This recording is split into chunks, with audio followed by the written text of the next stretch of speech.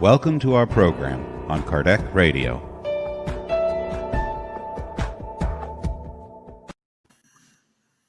Hello, everybody. It's 7:15 in Ireland.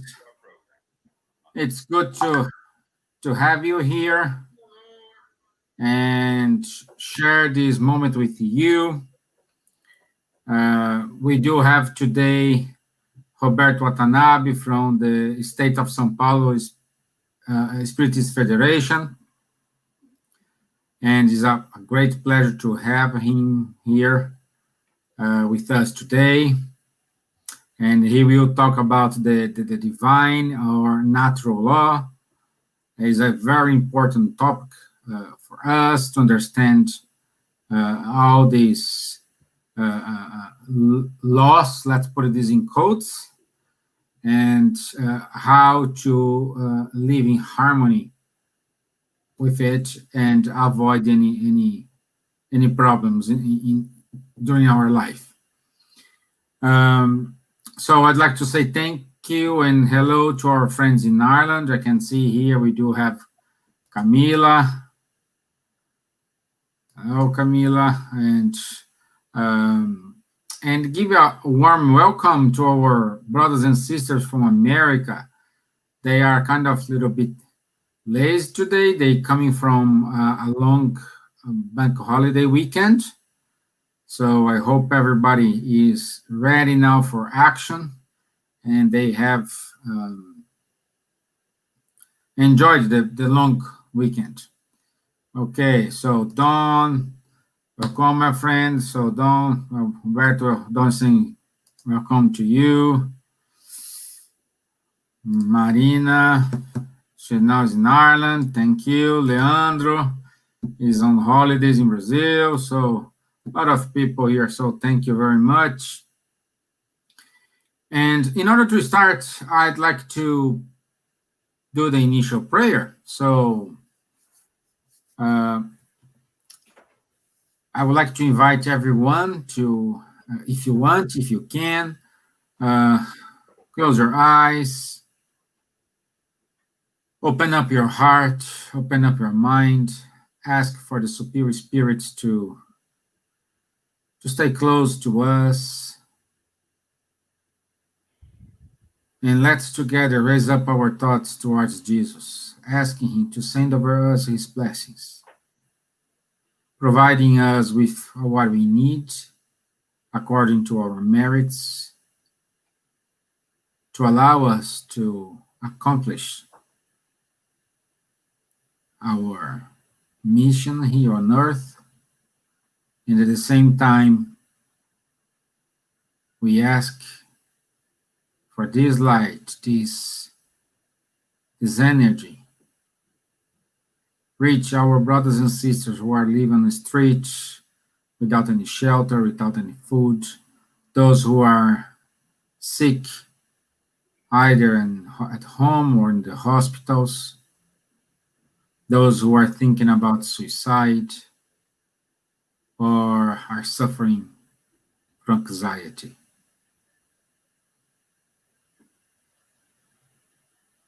May those brothers and sisters may feel hope in their hearts, and they may keep going with courage, facing all the barriers that we have to overcome every day. So be it. Amen. Okay, so Roberto is, as I said at the beginning, he is the president of State of São Paulo Spiritist Federation, and we are here today to discuss a little bit about the divine law or natural law. And I leave you, Roberto, with you guys. Please be well with him, treat him well, but do not forget to ask your questions. write your questions in the comment box, and Roberto will address 12 questions at the end, or if he can during the explanation, he can answer your questions. Okay, Roberto, good night, my friend, or good afternoon for you, because you're in Brazil. Yeah, good afternoon. Hello, Stevan. Hello, everybody. Glad to be with you again and to talk today about the divine or natural law. Yeah, let me put that presentation here. Okay, its presentation's up. Let me hide myself here, and any problem, Roberto, I'm here. Just call me. Okay, thank you.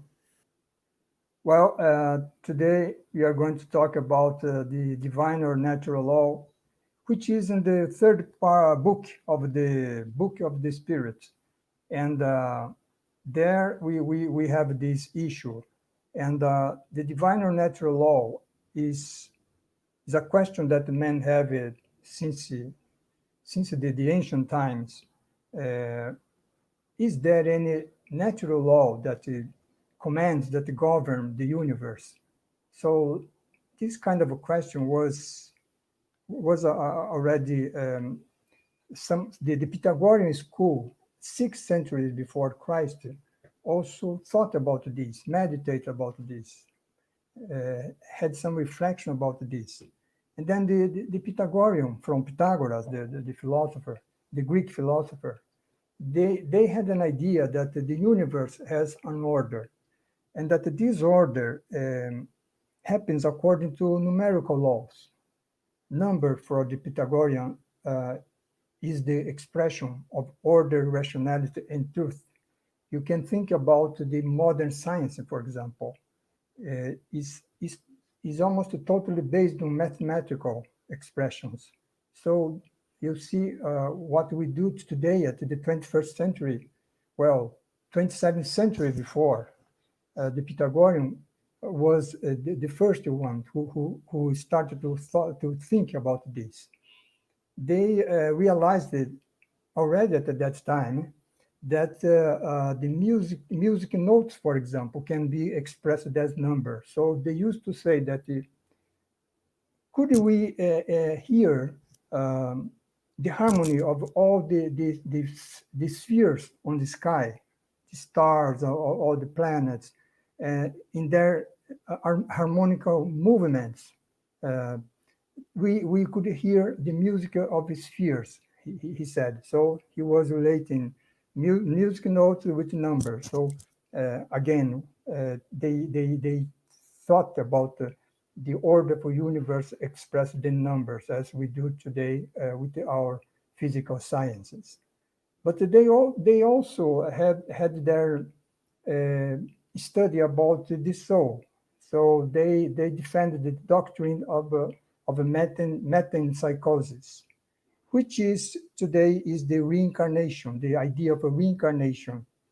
So Pythagoras himself, he claimed that he could remember his past lives. So the idea that we live through many bodies through reincarnation was already there 6 centuries before Christ. And for the Pythagoreans, the purpose of life was to free the soul from the bondage of the body, they said. So some kind of a purification of the soul that we could do according to two methods they followed. One is studying, so through science, the search for the truth, and the other was following a moral practice.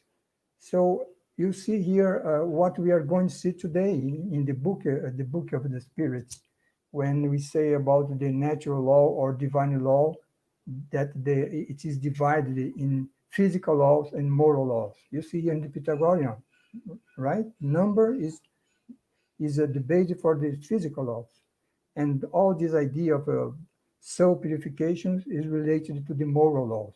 So that is something that we are going to talk today under the light of a course of the Spiritism.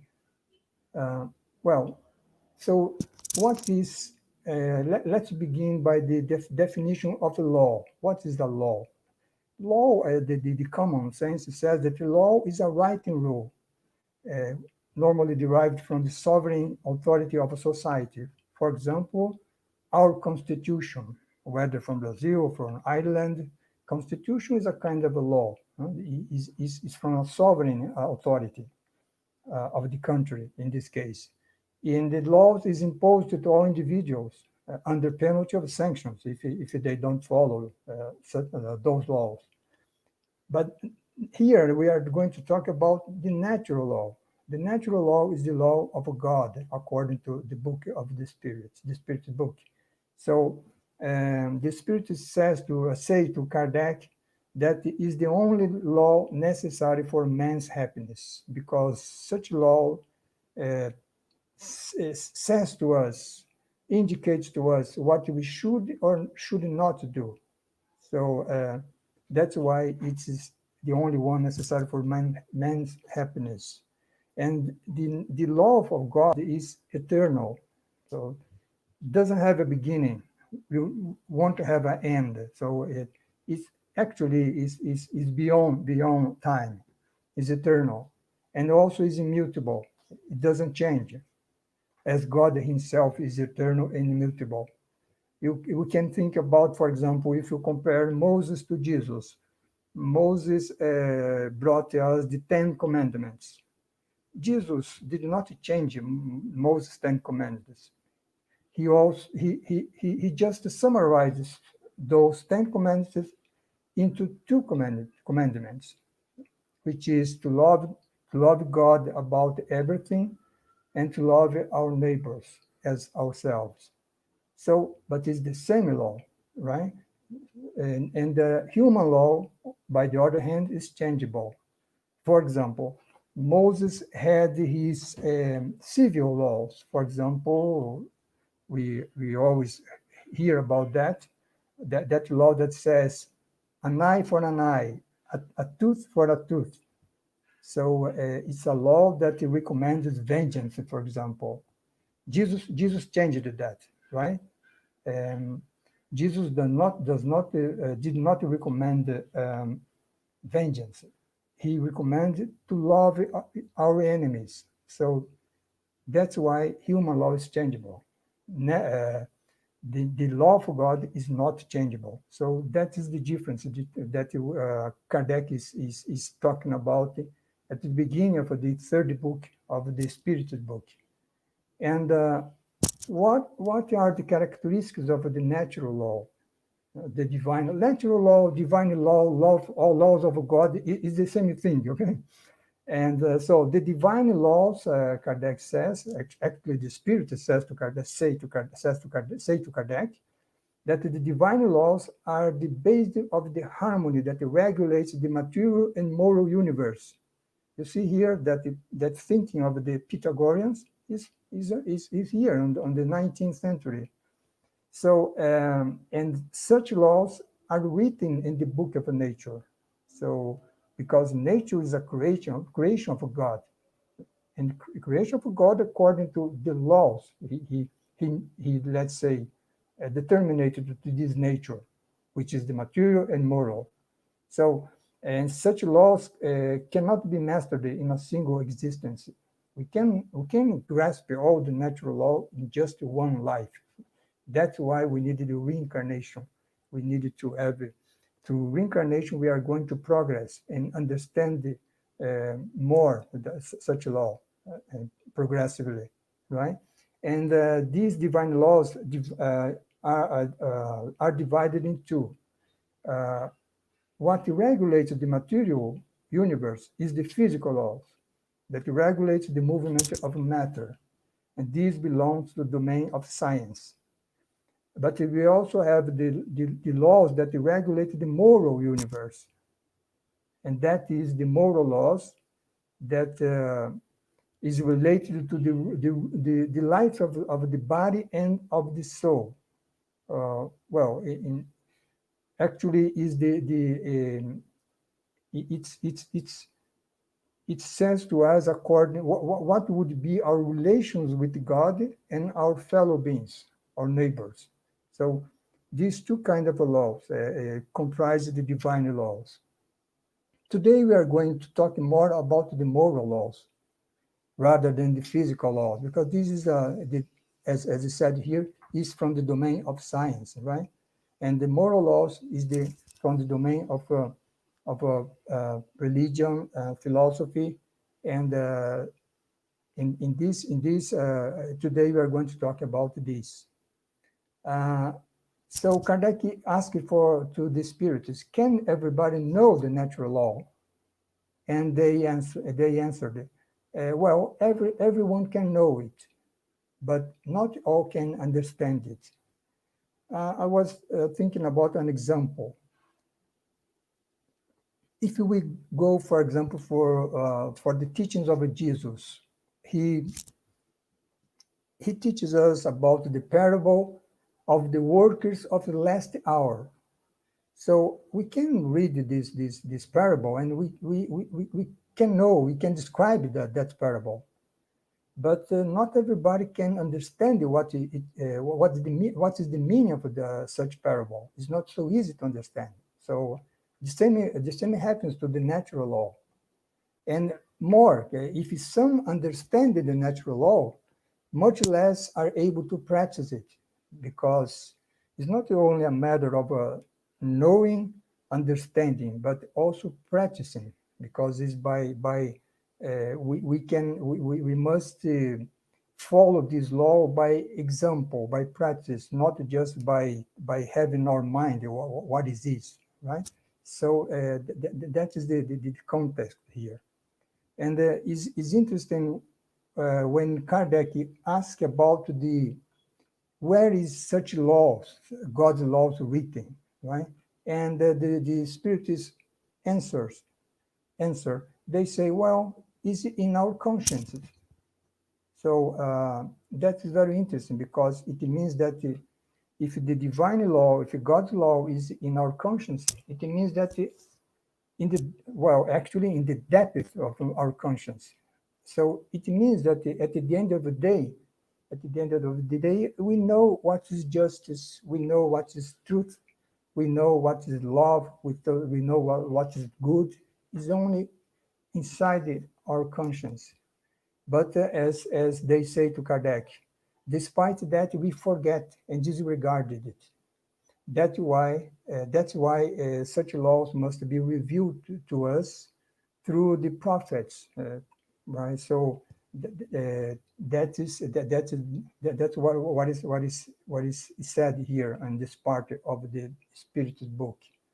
But I would say that rather than forget about this law, because it is in the depth of our conscience, it is very deep in our conscience. So I would say that it must be revealed to us to call our attention to this law. And I think that another, let's say, parable that Jesus tell us can be related to this, which is the parable of the hidden treasure, where Jesus says, it is in Matthew chapter 13, and Jesus says there, the kingdom of heaven is like a treasure hidden in a field, which when a man found it, he hid it again. Then out of his joy, he goes and sells everything he has to buy that field.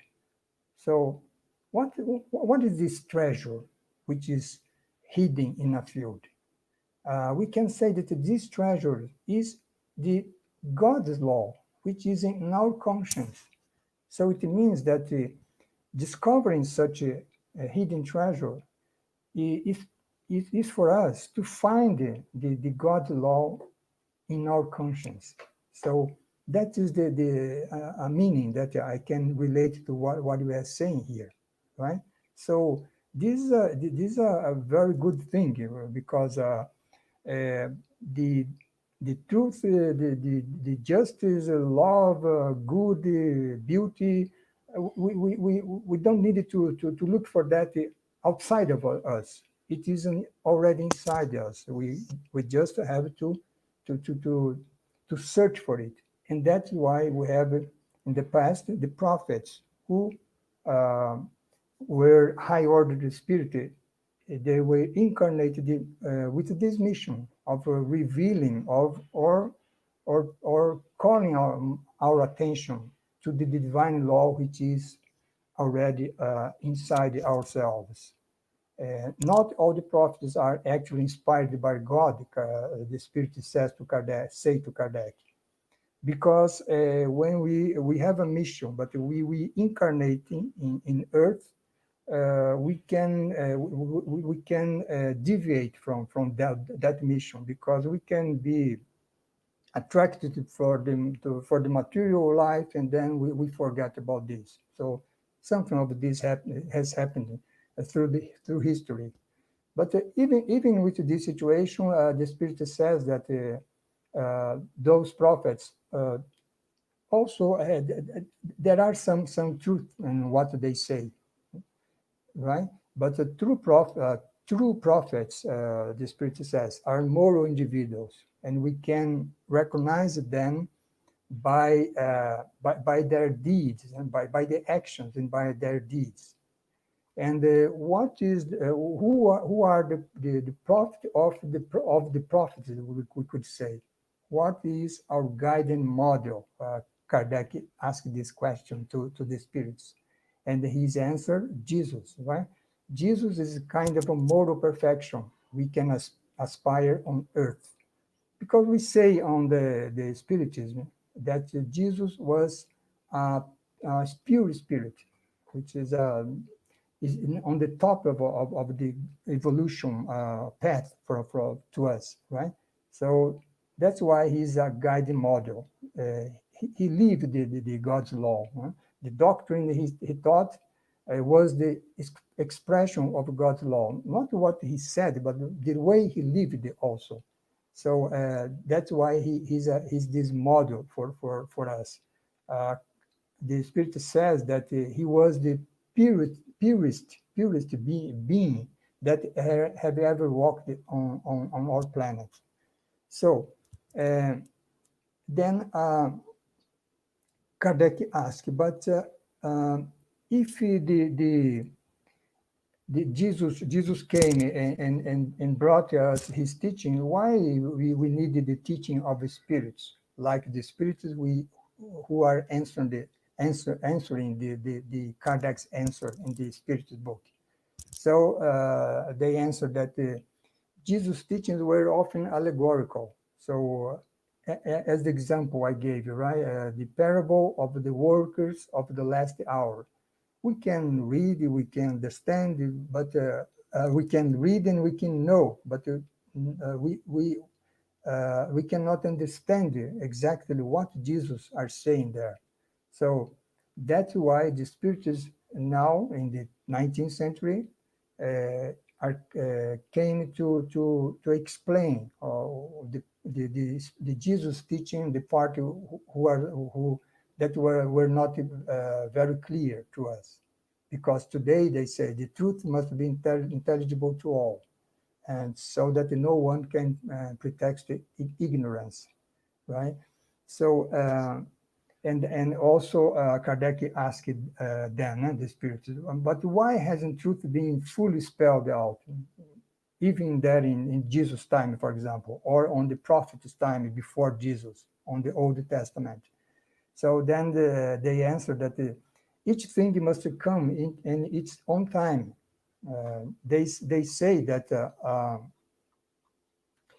if a very intense light would dazzle us, and the same happened with the truth. So we couldn't see clearly a light that is very intense. So it must come gradually. So that's why truth has been spelled gradually through history. But they also remind that the old traditions already contain the seeds of a great truth. For example, we said that the idea of a reincarnation was already on the Pythagorean school, on the 6th century before Jesus. Well, if we go to India, for example, the idea of a reincarnation was thousands of years before Christ. So that's why the Spirit says that the traditions already contain the seeds of great truth, which now in the doctrine, spiritual doctrine is clearly put to everybody, because uh, uh, today they say truth is much easier to comprehend thanks to the Spiritism key. So that's why the teaching of the Spirit are very useful for everybody. Um, then, if we are going to talk to this good law and more concentrate on the moral laws, we get to the issue of morality, of good and evil. So that is the next topic that Kardec is is is um, is talking here on the third book of the Spirit's book. So what is morality? Moral. What's moral on us? Morality is the rule of good conduct. Is the ability, the Spirit say, to distinguish between good and evil. And if we observe God's law, we are moral persons. In the at the end, is this right? And then what is good and what's evil? What is the definition of both of them? So they say good is everything that is in harmony with God's law, and evil it is everything that deviates from it. And intelligence is a mean to discern one from the other, right? So a moral person can discern good and evil, and of course, a moral person follows good, not evil, right? So that is the issue that Kardec is going to develop now at this part of the book. And so morality relates to our conduct to others and our conduct to ourselves. So how should we conduct to others? So we have that uh, uh, um, simple rule, right? Do unto others what you would want them to do unto you, and the opposite also is true, right? Do not do unto others what you wouldn't want them to do unto you. So this is the a kind of a golden rule that, which is sometimes referred to. And but this is and what about the conduct for ourselves? So Kardec asked this to the Spirit, and they answered, well, God gives us the measure of what we lack. For example, if we eat too much, we're going to have a problem, right? So there is a measure, not in excess, but not less than what we need. So there is a measure, and if we respect that measure, we are following this conduct for ourselves. So that's why they say we must respect the limit of our needs, right? And then the next question is, why do evil exist? So this is a question that is meant to centuries through the history, our history. Right? If God is good, if God created all the universe, well, but evil exists. So did God create the evil also? But then if God created the evil, then God is not good. So that is a question that is Saint Augustine, for example, meditated about that on the 4th century, right? And he found some answer, some interesting answer to it.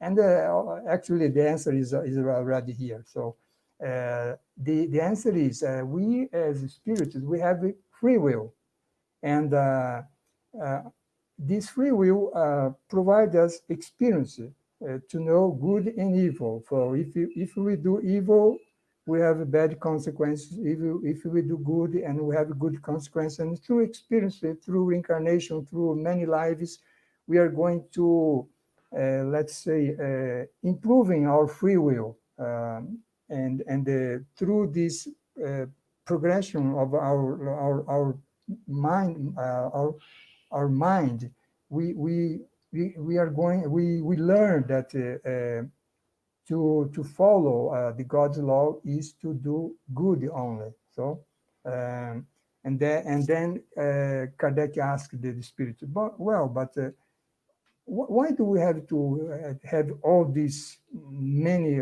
thousands of lives to learn this?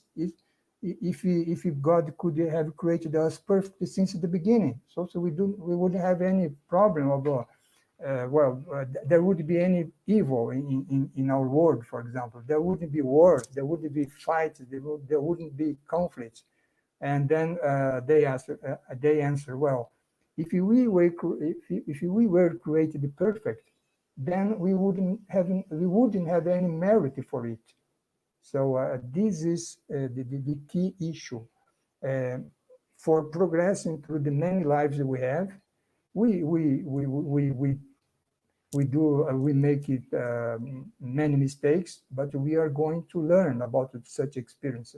And then as we become good person, that is the result of our merit. So the learning that we have on our experience. So that is the reason why we have the free will.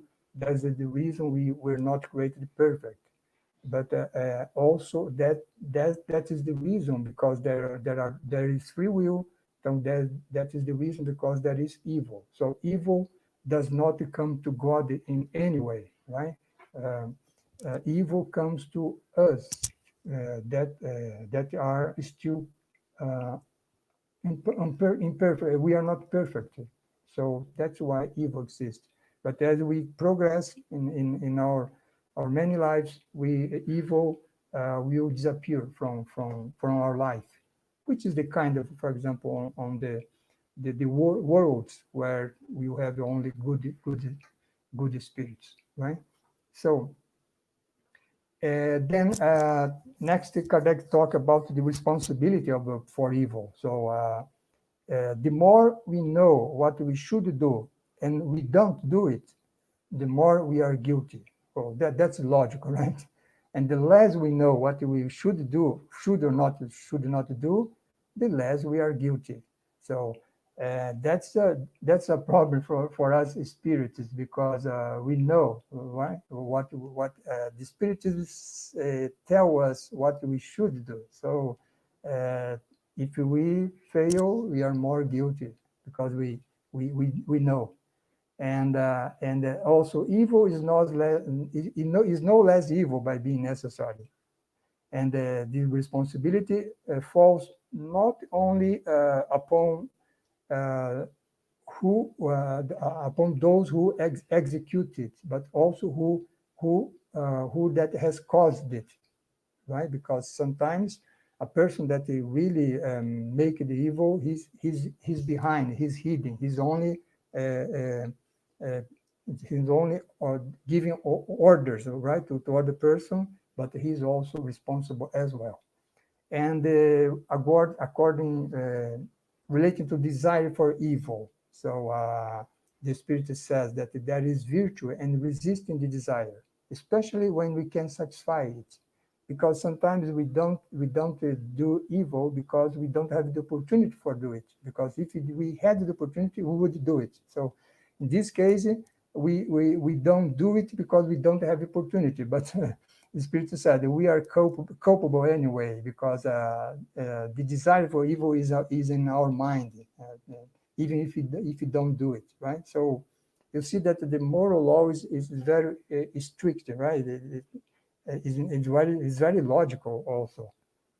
And then Kardec asked, is it enough not to do what is evil? And so if I don't do any evil, is that okay for me? No, it's not enough to not to do evil. We must do the most good we can. So that's the answer to Kardec. And then Kardec asked, well, but there are some persons that cannot do it good because they don't have possession, for example, right? And they answer, well, only the selfish person never find the opportunity for doing good, because good is not only about having possessions to give to other, for example.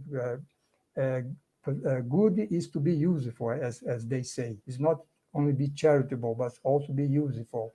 And also the merit of the good we do lies in its difficulty. And here we remind of another parable of Jesus, right? The parable of the widow's mite, which is in Mark chapter 12. And then Jesus, Mark is narrating, right? Jesus was seated opposite the offertory box, watching the way in which people dropped their money into it, in the offertory box, and noticing that many of the wealthy were putting in large amounts. And then a poor widow came and put in only 2 small coins in the amount of a quarter. So nothing to do with the large amount that the rich men were putting there on the offertory box. Saint Jesus, uh, having called his disciples, he says to them, "Verily I say to you that this poor widow, which has given only a quarter, has given more than what all the others have put in the offertory box, because they have all given of their abundance, where she has given of her poverty. Everything that she had and everything that was left for her living, she put there." So this is the meaning of the difficulty of the good, the merit of the difficulty of the good, right? The more difficulty we have, more merit we have in doing such good. And so that's why that's what we are going to talk today, right? About this divine law. And the next Kardec, at the end of this chapter, Kardec then talks about the division of the natural law, because the natural law is summarized, as I mentioned before, in that two laws, right? By Jesus, loving God about everybody, above everybody, and love one's neighbor. But this is very general, right? So this maxim of love one's neighbor, we need to detail more this. So that's why Kardec take this natural law and propose, like the 10 Commandments by Moses, they propose to divide into 10 laws. And the Spiritist said, well, you can do that. 10 laws is acceptable, although it's not absolute, right? And they also say the last one is the most important, because it summarizes all the other 9. So what is these 10 laws? And that would take 10 other lives, right? But we are just mentioning here. The first law is the law of worship to God, of course. The lay of labor. We progress by working. The law for reproduction. By humanity, it is going through history through reproduction, right? The law for preservation. Everybody tends to preserve their lives. The law for destruction. Sometimes some things must be destructed in order to come the new, the progress. The law of society. The man, as Aristotle says in old ancient Greece, man is a social animal. He said he's a political animal, but we should say today it's a social animal. We live in society. We need each other, right, to live. And the law of progress. We progress about our many lives through reincarnation. The law of equality. We are all equal. There are rich people or poor people, but at the end we are all we are all sons of God. So we are equal before God. And the law of liberty, which is related of that issue of free will. We have the liberty to express ourselves, and that is very important, because then we have the merit of what we do, or what we think, or what we say, as we are already said. And the last one is the law of justice, love, and charity, which is, as the Spirit says, summarize all the other nine. So each one of the law, well, we would need to take one life for each one of these. So, but it's very interesting to study, right? Here we are only mentioned. So just to summarize then, we can say that God not only created the universe, he created us, he determined his laws, his divine laws, but beyond that, God takes care of all of us, right? That's why Jesus said, right, that a leaf from a tree uh, does not fall from the tree without God knowing about it. So providence, we say, is the God care for all creatures. So God is everywhere and presides over everything, and not only through their laws, but he's always looking for taking care of us. So God thought, here we are going to Genesis, right? The book of Genesis. Genesis from Kardec.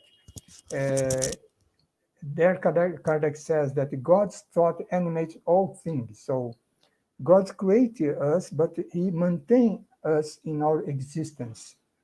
So Kardec says, would God seize just one moment to think about God, to think about all this universe, take care of this, everything would get out of order.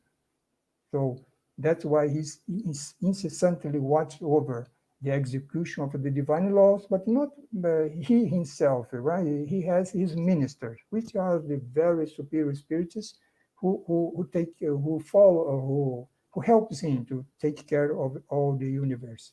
So it means that the goodness when we say what is justice, justice is God. What is truth? God is the truth. What is good?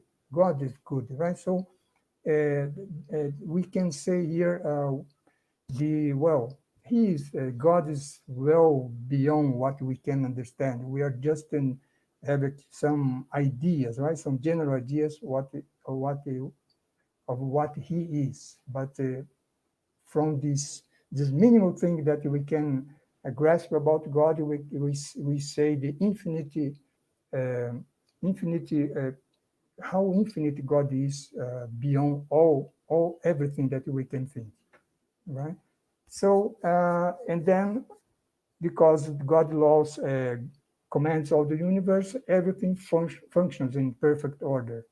We for example today we are going through well just almost 1 year for a difficult situation in the world, but the spirit says what seems like disturbance are partial or isolated movements, because our history is not what happens in 1 year or 2 years or even a century.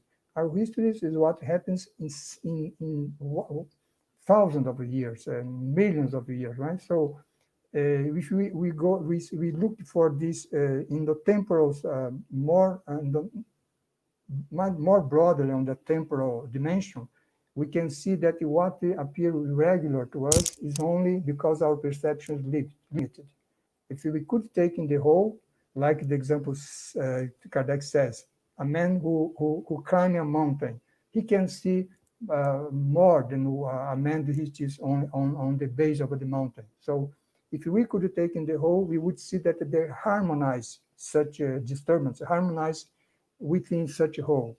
So that is the fun and positive message I would like to leave here to everybody when we talk about these divine laws that God has given to the universe, and that make us, everybody, uh, going, progressing through our lives until we reach the perfect, the relative perfection.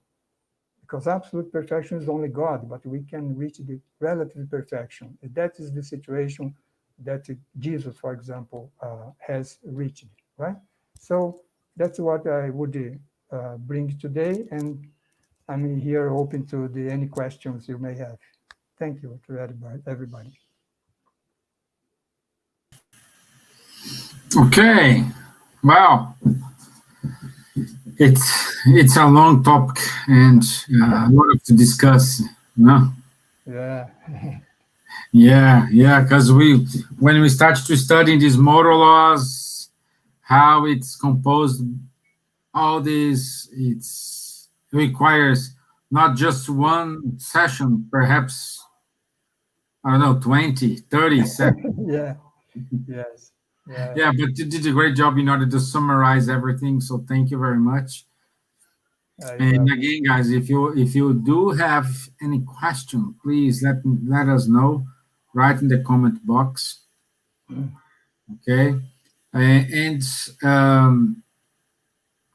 it's important to remind that these laws we already know, and these laws, Yeah. according to question, I think it's 616 of the It's, Spirit book, 1621. 621. Yeah, It's 621. it's it's storage in our conscious. Right. So it's Yeah. there. No, Yeah. we already know. You cannot say, "Oh, I don't know." Of course, you know. Yeah. Of course, the feeling you when you're gonna do something, you say, "Oh, okay, I should not do it." You know that gut feeling will tell you, "Don't do it." You know, Yeah. perhaps you need to understand this pretty well. Yeah. But uh, uh, You you know, Stevan, Sigmund Freud, the creator of psychoanalysis, one of the articles he wrote is very interesting. He says that there are some person that you see what they do. They they for example rob something. They committed a crime, and they commit a crime and leave all the signals, they had, because they want to be caught and go to prison. So Freud said, "Well, that is interesting. Who could think in such a way? yeah. I committed a crime and I want to be caught and want to be to prison." And then analyzing the human mind, he said, "Well, because such kind of a person, they have a very deep conscience of guilty. So in order to alleviate that the guilty they feel themselves, he must be punished. And to be punished, they do such kind of things. So Wow, it's very interesting because it's a novel text, you know? yeah, there is a positive way here, because at the end of the day, we are talking about their conscience. The Yeah. law is in their the law is in their conscience. Freud does not. Well, he doesn't say it this way, right? But look at from the spiritism point of view, we can say that. So Mhm. everything we do for evil, for example, at the end we know that that is evil, and our conscience judges ourselves. We don't need any external judge. Well, we talk about this Well, and talking about that, we just got to hear a question from uh, Patricia, and she's saying, "How can we use our free will wisely, mm, especially in difficult times?" yeah. Well, in this difficult time as today, well, as when we must more than ever to follow the gospel, right? To study the gospel of Jesus and to follow everything he said there in that gospel. Uh, love your neighbor, love your neighbors, forgive what the others have done to you. So uh, this is a wise way to use our free will. Don't judge others. Don't get angry. Don't have it, thought of revenge. Think like simple thing like this that Jesus said. Everything, all this is related to using our free will wisely. Actually, it's simple things. related to our practical life, right? It's not something intellectual or some conceptual. Today, for example, we talked more about conceptual meaning of the divine law. No, to use the free will wisely is more related to, we can think more about the gospel. Yeah, can we say perhaps we can use what St. Louis said on the chapter 26 of the Gospel according to Spirit. Hmm. Every day analyze your actions, see if there is room to improve, Yeah. if you need to fix something. So it's a everyday exercise. You start to use your free will when you use this exercise frequently. Yes, yes. No, I know every day is. We try to do this once a year, but we need to do this on a daily basis, Mm. as much as you can. And the most important thing is when you spot that you did something wrong and you need to fix something. Don't be afraid to ask apologies for someone, Yeah. and also, you need to forgive someone if someone did something wrong to you. So this is, in my opinion, the baby steps we need to follow in order to use the free will wisely. Yeah. You reminded well, and we went through that in this talking today because actually it's Saint Augustine in Yeah, question 19 of yes, the Saint Spirit Augustine. book. Yes, correct. Yeah, Yeah, question 19 of the Spirit book. He said, well, every day at the end of the day, I used to make a conscience exam. Well, did I do any evil to anybody, or did I do all the good that I could do? So we went through this, right? When Kardec said, well, is it enough not to do any evil? But no, it's not enough not to do evil. It's important to do the most good you can do. So that's the same way that maybe Augustine was asking this question to Kardec in this part of the book, right? and So we cannot forget that even though Kardec said mm, a good and a true spiritist is mm, not that one to follow all the rules and try and do everything correctly. Is mm, those one who at least try to mm, make all the efforts in yeah, order to do the right thing. yeah, So once you are doing this exercise and you're pushing you very hard, even though you don't remember every day, you do this every other day, once a month, once every 2 months. But as long as you're pushing you hard in order to make this self-analysis, don't be afraid to say you are a good spiritist because you are putting all your efforts, everything you can do in order to become a very good spiritist. yeah, exactly. Yeah. In some way, we went through that also today because Yes. Yes. when the most important thing is our intention, right? Sometimes we would like to do many, lots of good, and then we fail to do that. Well, if our intention were good, that's have its merit. And what we saw today is the opposite situation, right? Sometimes we don't do evil, but we don't do it because we don't have the opportunity to do it. Because if we had it, we would do it. So in that case, well, our intention was bad, right? So at the end of the day, uh, what really important is the intention. Yeah, Yeah. exactly. Exactly. Yeah, even though you act, oh, I need to do charity, and you just do charity Mm, because you read somewhere that's mm, doing charity is good, there is no benefit of course, there is benefit for those who gonna receive mm. the service or the money or the charity. But Yeah. for you who are doing this charity, there's no benefit for you because you're not doing this with your heart.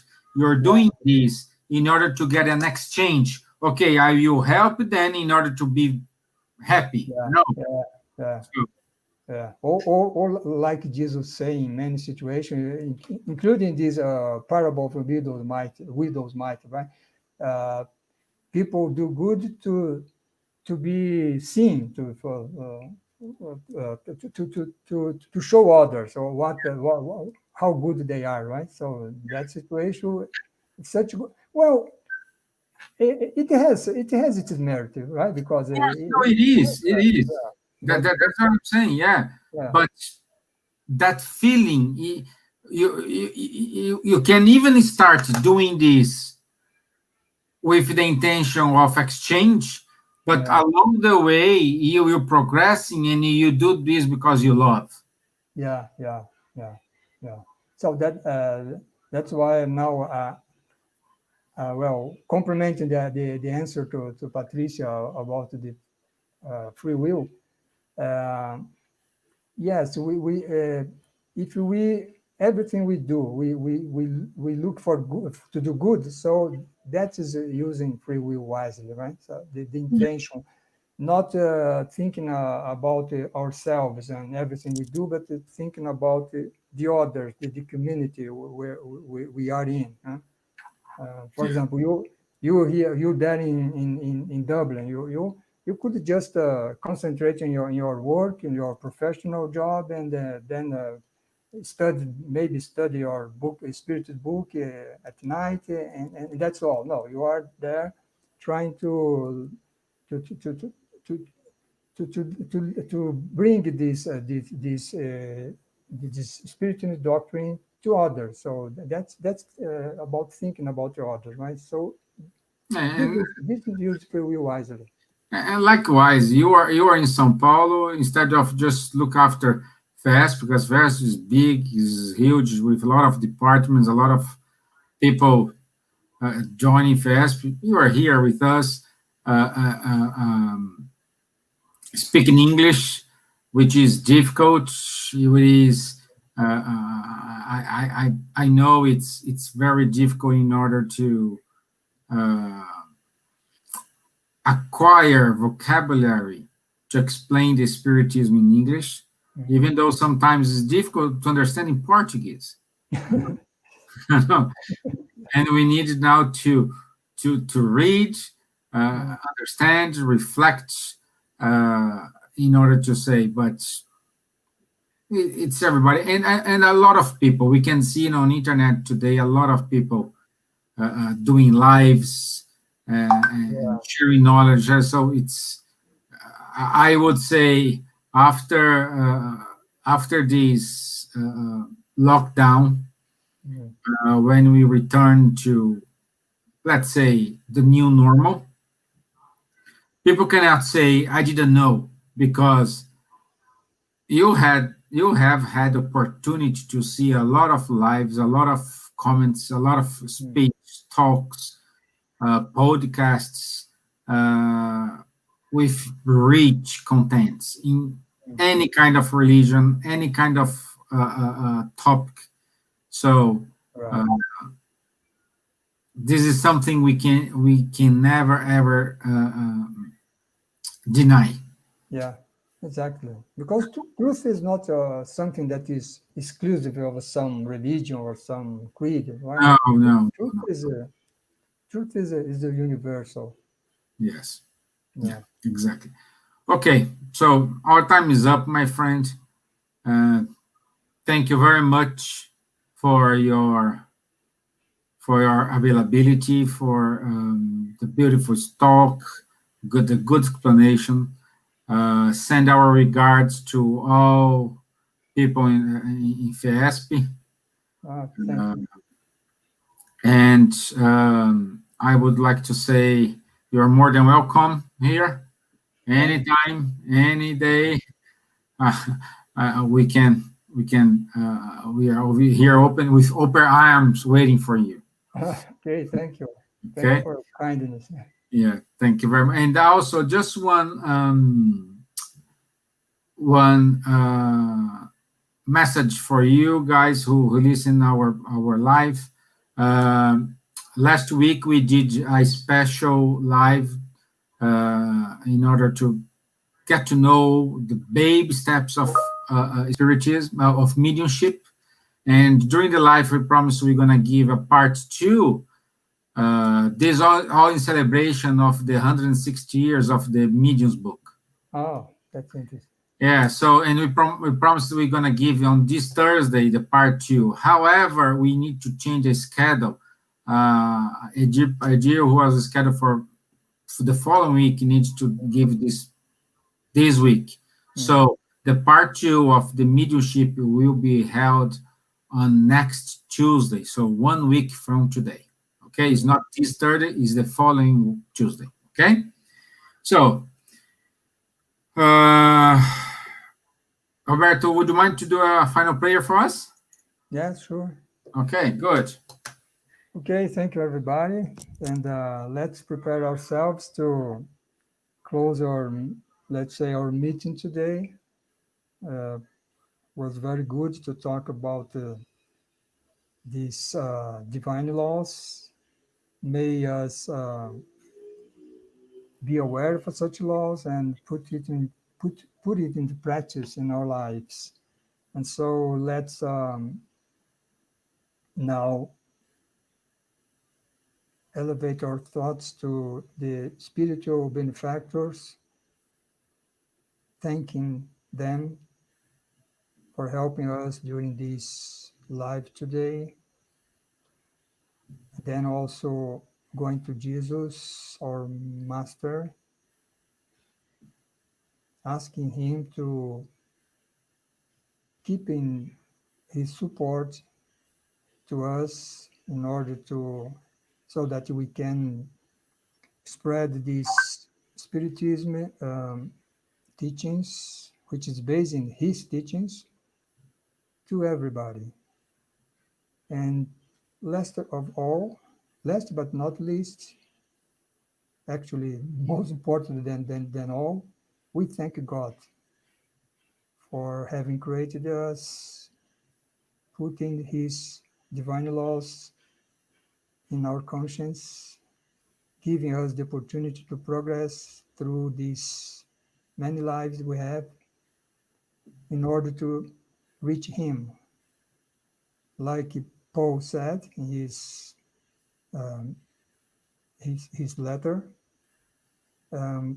today we see God as seen in a mirror, but then in the future we will see face to face. So that is the target we all are going, and all we have in our lives. So thanks God, thanks Jesus, and the spiritual benefactors. So be it. Okay, thank you very much. Thank you. Yeah, a lot of people from FESP saw your presentation, so thank you guys. Thank you very much. And thank America, thank Ireland, and thank you Portugal, thank you UK. So, and stay tuned because Roberto will be with us in February. March. No, the first. No, is the 1st of May on the bus. Oh yeah, it's a joint event between BUS and Irish Spiritist Federation, and especially we will have this talk about Leon Denis. Yeah. So Roberto will be with us again in May to talk about Leon Denis. Okay. Yeah. Right. So stay tuned, and we will know more about it in due course. Okay. Thank you very much. Yeah. Have a nice evening, a nice rest of the day for you guys. Thank you. Bye-bye. Bye-bye.